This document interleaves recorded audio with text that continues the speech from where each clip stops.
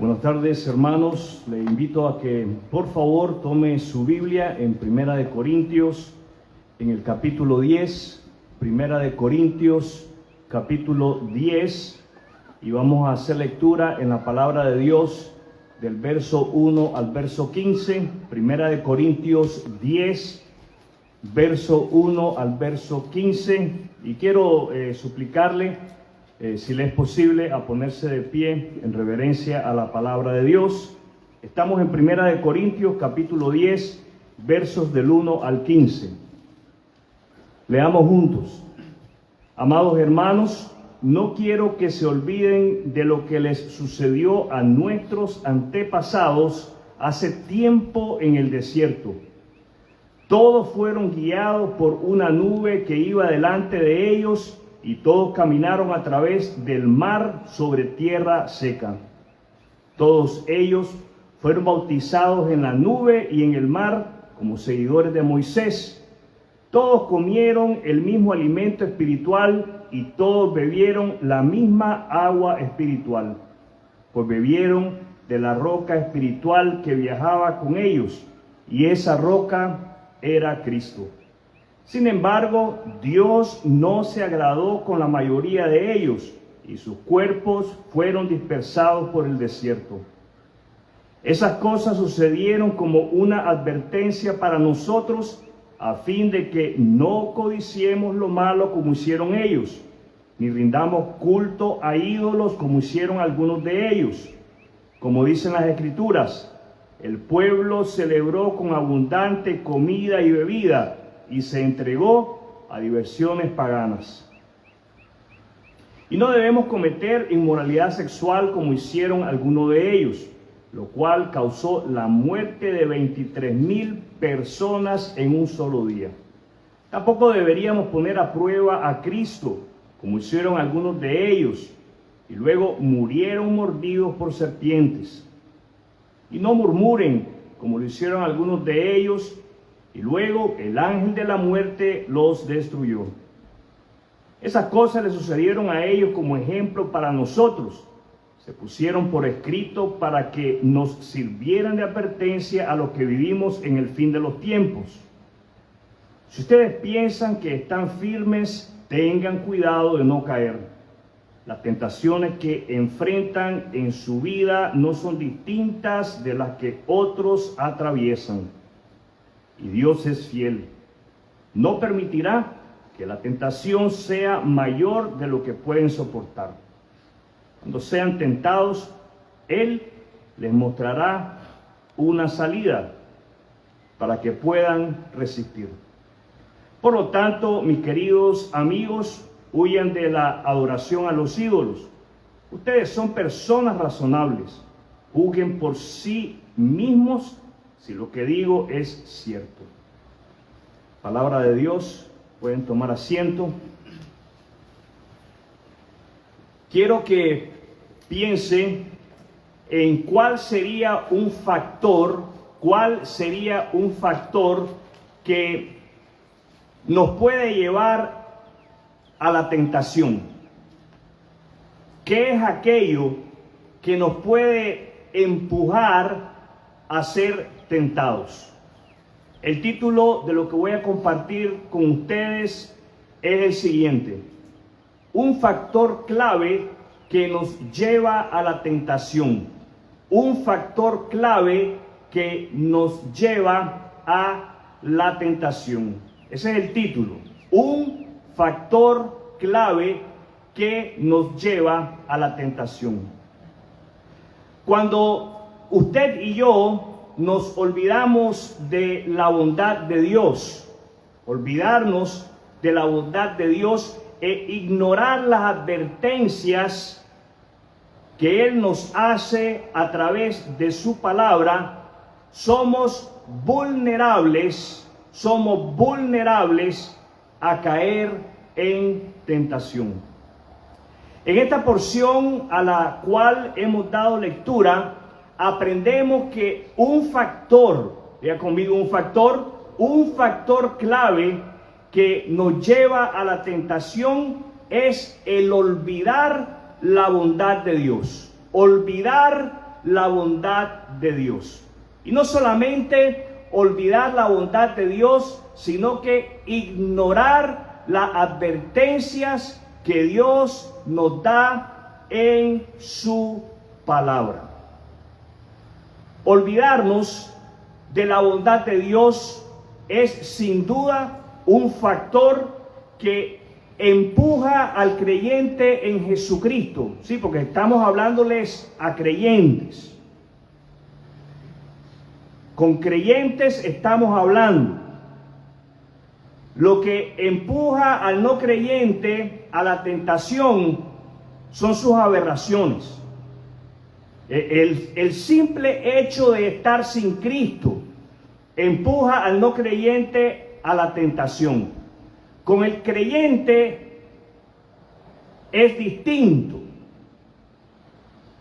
El creyente en Cristo es empujado a la tentación y cuidado a caer en la tentación al olvidarse de la bondad de Dios. Si hay algo, ponga atención a lo que le dice el apóstol Pablo a los creyentes de la iglesia en Corinto. Amados hermanos, no quiero que se olviden qué es lo que Pablo no quería que hicieran los creyentes, que olvidaran. Pablo pretende evitar que los creyentes olviden. Y si hay algo que usted y yo debemos de evitar, es olvidar. ¿Qué debemos de evitar? Olvidar. Olvidarnos de la bondad de Dios. Y esa es la razón por la cual leemos de los versículos 1 al 4 un recuento. Diga conmigo, recuento. El apóstol Pablo hace un recuento a los creyentes en la iglesia en Corinto. Es un recuento histórico. Él les habla de historia a este pueblo. Y si hay algo que usted y yo tenemos que hacer, es recordar. ¿Qué tenemos que hacer? Recordar. Es necesario que nosotros hagamos un recuento de nuestra vida. Necesitamos recordar, echar un vistazo hacia atrás, pero no para lamentarnos, sino para que de esa manera seamos recordados de la bondad de Dios. ¿De qué vamos a ser recordados? De la bondad de Dios. El apóstol Pablo señala lo siguiente en este recuento histórico. Primero, que el pueblo de Israel y cada uno de ellos, diga conmigo, cada uno de ellos fueron guiados por Dios en el desierto. Literalmente, Dios caminó con ellos y en medio de ellos. En ningún momento Él los abandonó. En ningún momento Él los dejó solos. Él les sirvió de guía. Él les mostró su bondad, dándoles dirección. ¿Qué le dio el Señor al pueblo de Israel? Dirección. En segundo lugar, vemos que Dios no solamente sirve de guía para el pueblo de Israel, sino que es el proveedor de ellos. Dios les provee a ellos protección. ¿Qué les provee? Protección. En varias ocasiones, Dios los protege de sus enemigos que venían tras ellos, persiguiéndolos en el desierto. Y hace un sinnúmero de milagros para salvarlos, para rescatarlos. Dios es proveedor del pueblo de Israel.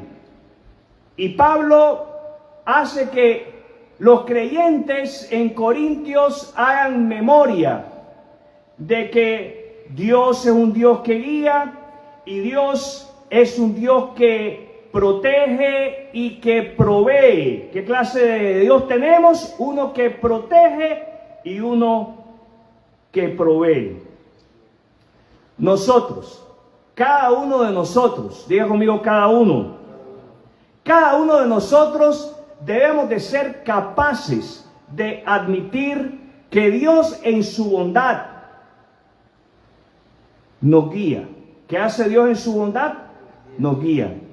Ha sido en la bondad de Dios, mis amados hermanos y hermanas, que usted y yo fuimos encontrados por Él en la cruz del Calvario. Ha sido por su bondad que usted y yo llegamos a comprender que a pesar de ser pecadores, Él ha mostrado su amor para con nosotros, enviando a su Hijo Jesús a tomar nuestro lugar en la cruz y experimentar la muerte.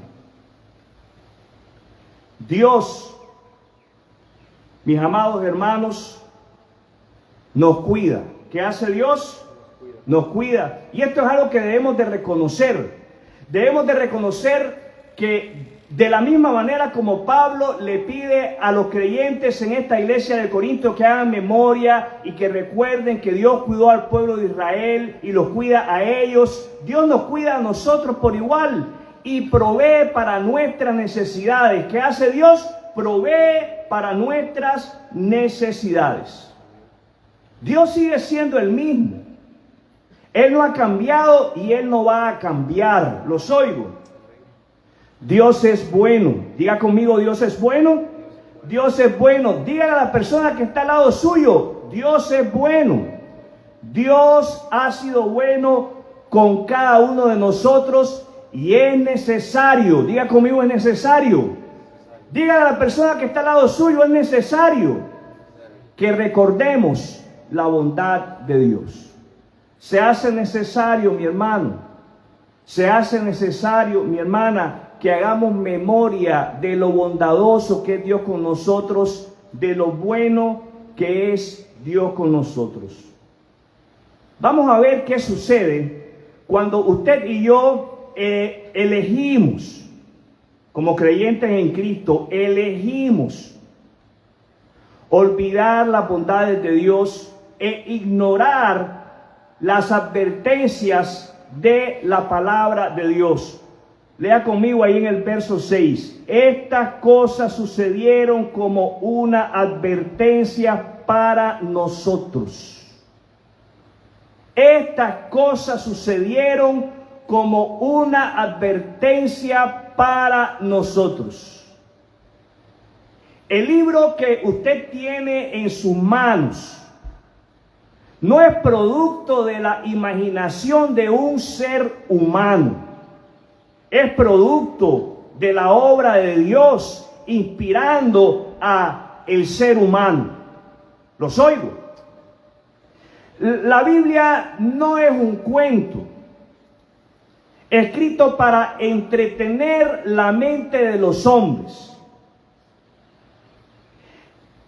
La Biblia ha sido escrita para advertirnos. ¿Para qué ha sido escrita la Biblia? Para advertirnos. Y en esos libros históricos, esos segmentos de historia que leemos en este maravilloso libro, diga conmigo, maravilloso libro. La Biblia es un libro maravilloso, es maravilloso, los oigo.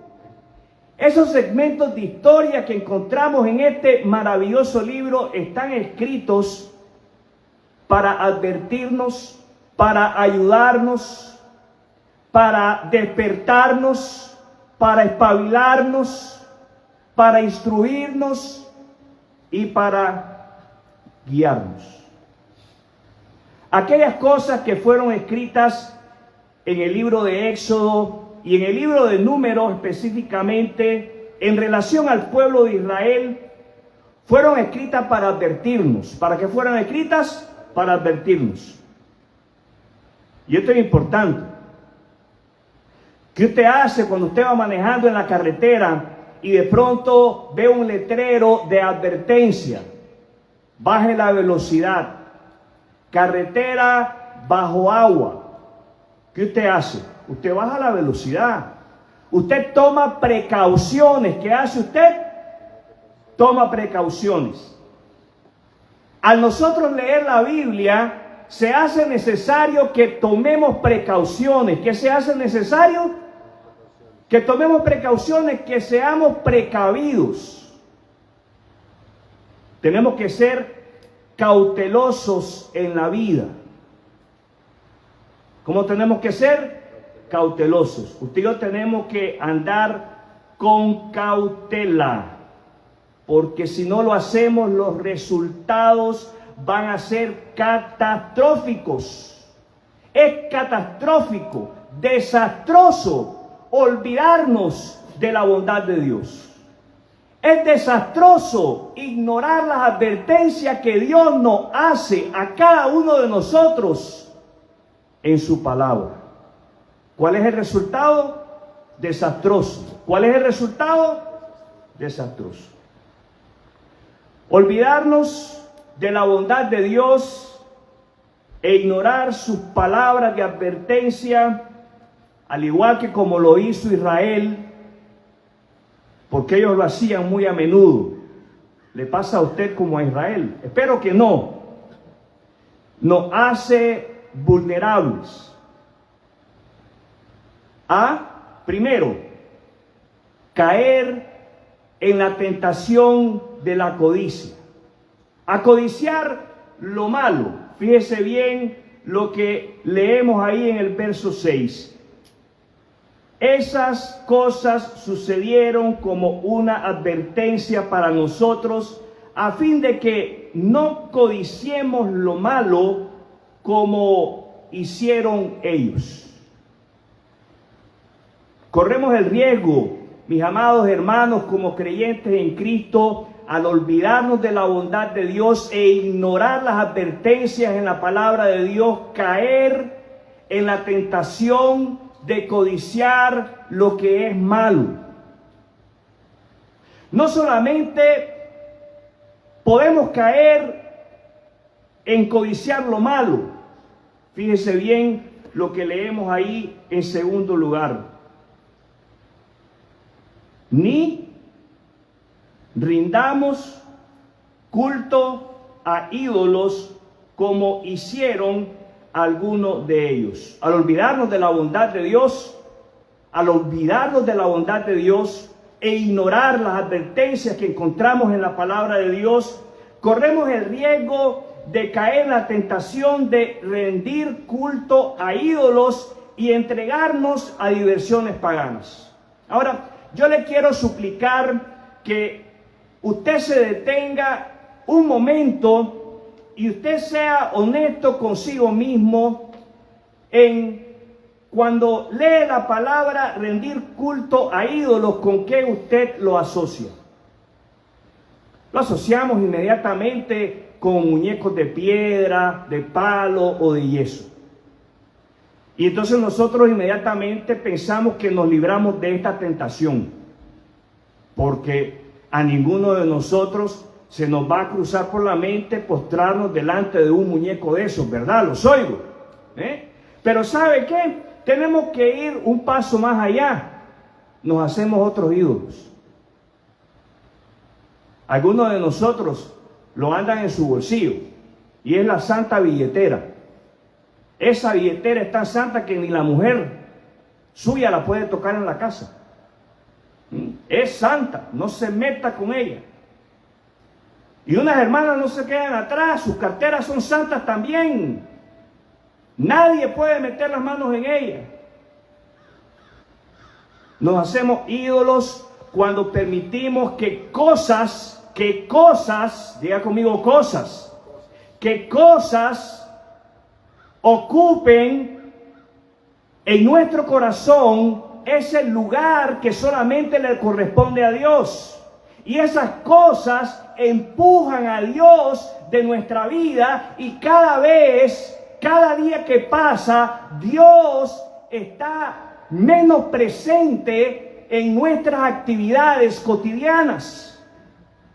Y cada día que pasa, Dios es menos Señor de nuestro corazón. Y esas cosas se convierten en nuestro Señor.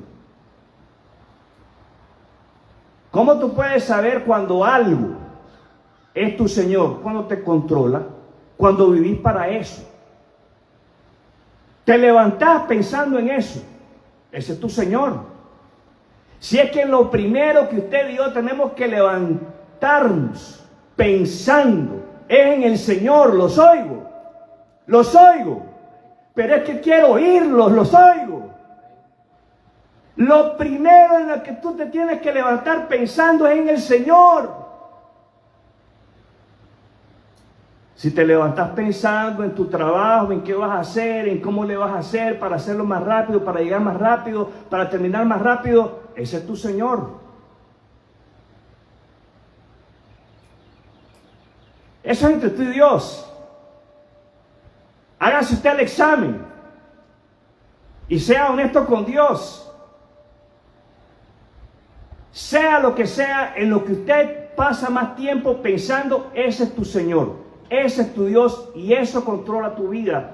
Y caes en ese, de la misma manera como el pueblo de Israel rindió culto a ídolos, nosotros caemos en esa tentación, pero estamos hablando de evitar caer en esa tentación. Fíjense bien que rendirle culto a ídolos, rendirle culto a tu trabajo, rendirle culto al dinero, rendirle culto a la vida, rendirle culto a una relación, a una amistad, rendirle culto a otra cosa que no sea Dios, el Dios de Abraham, el Dios de Isaac, el Dios de Jacob. Rendirle culto a otra cosa que no sea Dios nos lleva a ser tentados sexualmente. Nos lleva a ser tentados a caer en inmoralidad sexual. Usted se aleja del Señor, usted deja de leer la Biblia, usted deja de orar, usted deja de congregarse y de pronto usted es seducido a caer en inmoralidad sexual. Y eso no lo estoy inventando yo. Y no es solo porque lo estamos leyendo aquí en la Biblia, que es bueno, y eso nos debería de bastar. Pero la evidencia es vasta. La evidencia es enorme. De gente que suplanta al Señor con cosas de este mundo y caen en la inmoralidad sexual. Olvidarnos de la bondad de Dios e ignorar su palabra, las advertencias que encontramos en ella, nos lleva, mis amados hermanos, a poner, dice ahí que en el verso 9, ponemos a prueba a Cristo. Ponemos a prueba a Cristo. Lo desafiamos, lo retamos, como lo hizo el pueblo de Israel. Fíjense bien, dice ahí, tampoco deberíamos poner a prueba a Cristo como hicieron algunos de ellos y luego murieron mordidos por serpientes. ¿Qué estaba haciendo el pueblo? Estaba en rebelión contra Dios. Estaba en rebelión contra Dios porque se rebelaban contra su líder, contra su guía espiritual, contra Moisés.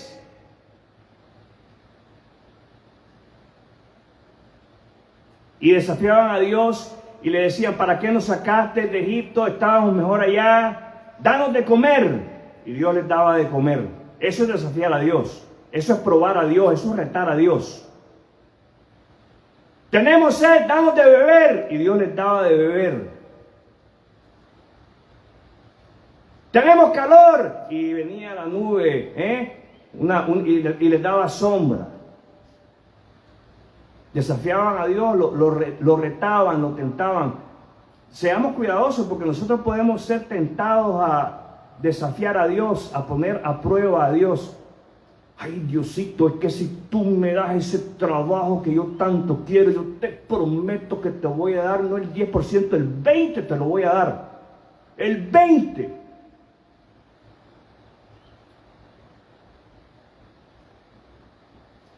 O si no te quejas, porque te va mal en el trabajo que tenés, por el cual tú habías orado, y Él te respondió y te lo proveyó.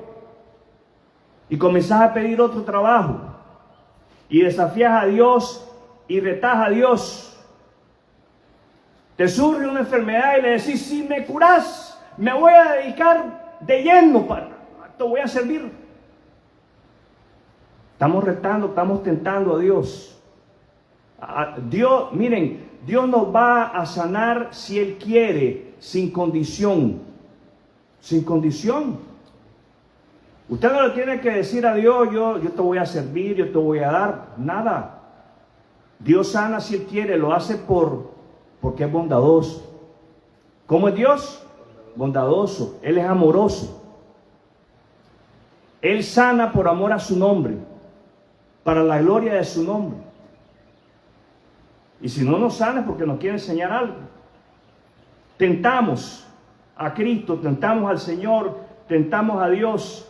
Fíjense ahí lo que dice el verso 10, y no murmuren. Olvidaron de la bondad de Dios e ignorar las advertencias que Dios nos da en su palabra nos puede llevar a murmurar. Murmurar es quejarse. El pueblo de Israel se quejaba constantemente de Moisés, de Aarón. Aarón mismo con su hermana Miriam se quejaron de su hermano, de Moisés, y le cayó una lepra a Miriam.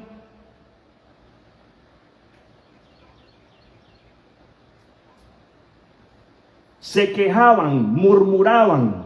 Y usted y yo podemos ser tentados a murmurar, a quejarnos los unos de los otros. Podemos ser tentados a quejarnos de nuestros hermanos en el cuerpo local. Somos tentados. Y somos tentados de la misma forma como fue tentado el pueblo de Israel. No hay nadie que esté sentado en esta tarde, en este lugar, que pueda decir, no, yo no soy tentado de esa manera. No, ¿cómo no? Sí lo sos. Sí lo sos. ¿Codiciamos? Sí, codiciamos. Hemos llegado a codiciar. Si usted es sincero, si usted es honesto, usted va a reconocer que usted ha codiciado. Como les decía hace un segundo, tenemos nuestros ídolos, nos hacemos nuestros ídolos, no serán de piedra, no serán de palo, pero tenemos nuestros ídolos.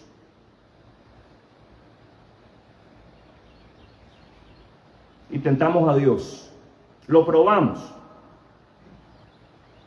Ahora, ¿saben qué? Esto es fatal. Pero contamos con la ayuda de Dios. ¿Los oigo? Contamos con la ayuda de Dios. Versículo 13. Las tentaciones que enfrentan en su vida no son distintas de las que otros atraviesan. Y esto es algo que debemos de tener muy en claro. Aquí no hay nadie que sea súper tentado.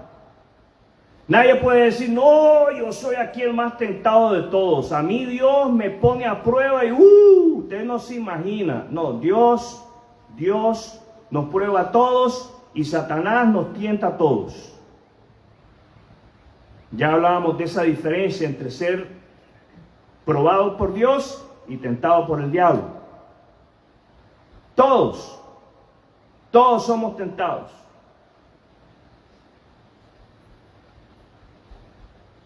¿Usted sabe cuál es el ídolo del borracho? El guaro, el alcohol, la cerveza. ¿Cuál es el ídolo del drogadicto? La droga, la marihuana, la cocaína, no sé, hay una que está de moda ahorita, la más moderna, que viene de China y entra por México. ¿Cómo se llama? El otro día uno de ustedes estaba leyendo de eso y me dijo, pastor, ¿ha oído de esta droga? No me acuerdo quién fue que me lo dijo. Y se me olvida el nombre de la droga. Pero ese es el ídolo, ese es el Dios de esa persona. Y del que se queja. ¿Saben cuál es el ídolo? El Dios del que se queja. El malagradecimiento. Nos quejamos porque somos malagradecidos. Tenemos más que agradecer, pero las tentaciones que enfrentan en su vida no son distintas de las que otros atraviesan. A veces se me ha acercado alguien y me dice, usted no se imagina. Es que yo escucho, pero yo sí me imagino, porque la palabra es bien clara, y la palabra dice que todos aquí pasamos por lo mismo, todos aquí somos tentados en cada una de las 5 áreas que yo mencioné, todos. A veces no cedemos, a veces cedemos, a veces no caemos, a veces caemos. Pero contamos con la ayuda de Dios. Las tentaciones que enfrentan en su vida no son distintas de las que otros atraviesan. Lo lee conmigo. ¿Qué dice ahí? Y Dios es fiel. Dígale al que está al lado suyo, y Dios es fiel. Dios es fiel. Diga conmigo, Dios es fiel.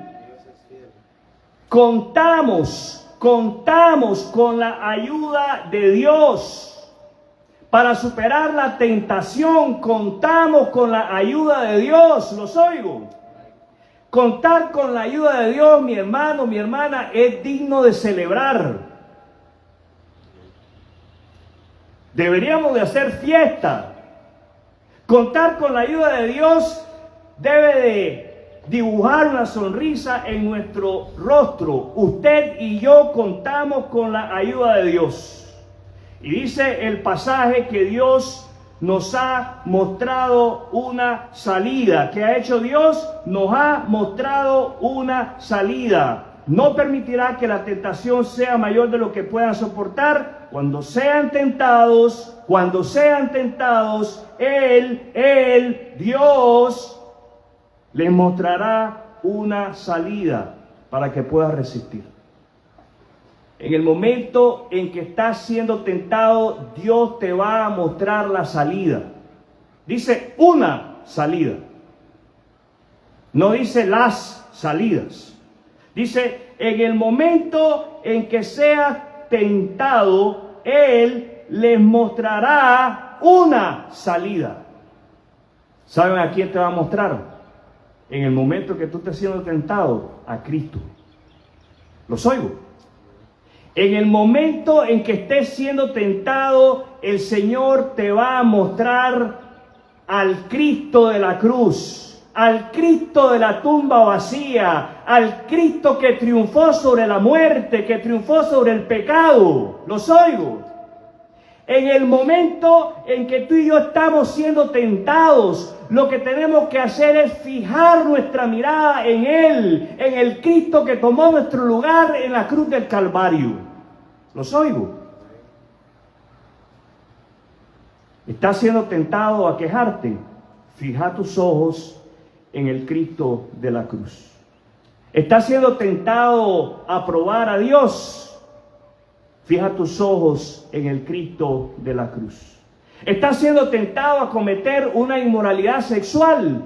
Fija tus ojos en el Cristo de la cruz, pero no los oigo. ¿Estás siendo tentado a rendir culto a ídolos que suplanten el lugar de tu Dios, de tu buen Dios y de tu buen Salvador Jesucristo? Fija tus ojos en la cruz de Cristo. ¿Estás tentado a codiciar lo malo? Fija tus ojos en la cruz de Cristo. ¿Dónde es que tú y yo tenemos que fijar nuestros ojos? En Cristo. ¿Dónde es que tú y yo tenemos que fijar nuestros ojos? En Cristo. ¿Dónde es que tú y yo tenemos que fijar nuestros ojos? En Cristo. Jesucristo, mi amado hermano, joven que me escuchas, es nuestra salida. Y Jesucristo es nuestra única salida. Mantengamos nuestros ojos en Cristo. ¿Los oigo? Lea su Biblia para mantener sus ojos en Cristo. Medite en lo que lees de tu Biblia para de esa manera ser recordado de las advertencias que Dios nos hace en su palabra. Comparte con tu pareja, comparte con tus hijos, comparte con tus hermanos, comparte con tus compañeros de trabajo lo que lees de la Biblia para de esa manera hacer resaltar la bondad de vuestro buen Dios y Salvador Jesucristo.